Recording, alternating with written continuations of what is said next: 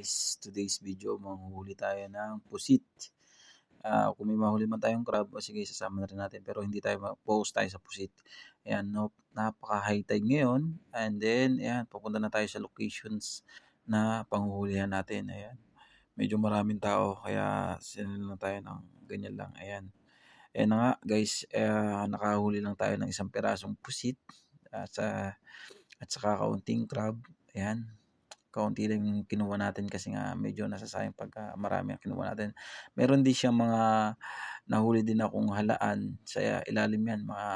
Marami din yung nahuli nating halaan kasi nga focus tayo sa ano talaga, sa pusit, pero wala tayong masyadong nakita. Isang piraso lang yung nakita natin. Ayan. Pero mga buhay pa yan, mga yung hinuli nating crab, mga buhay pa. Hindi natin siya tinusok kasi nga gusto natin maging fresh na fresh yung mahuli natin. Although fresh naman kahit tinusok, kaso nga lang mas masarap pagka yung talagang buhay pa nung pagka niluto. Ayan. Na nga, naglalakad na tayo, papunta na tayo sa ating bike kasi nga nakabike tayo papunta dito sa Corniche, and tabi ng Corniche lang tayo. Ayan. Sobrang lamig dito, sobrang winter na kasi siya.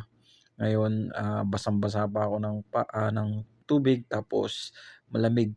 Kaya nanginginig na ako sa lamig, kaya nag-decide na akong umuwi. Ayan. Kaya ayun, naglalakad na ako papunta sa aking bike. And then, ayan, shoutout nga pala sa aking kaibigan, si Mags RB. Yan, siya yung magluluto nitong ating huli ngayong araw. Kasi nga, siya yung cook natin. Ayan. Pag dala ko sa kanya, yan, niluto na niya.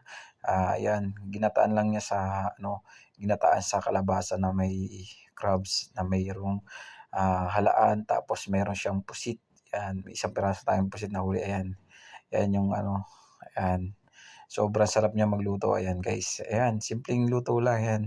Yan yung recipe na ginawa ni Mags RB. Ayan.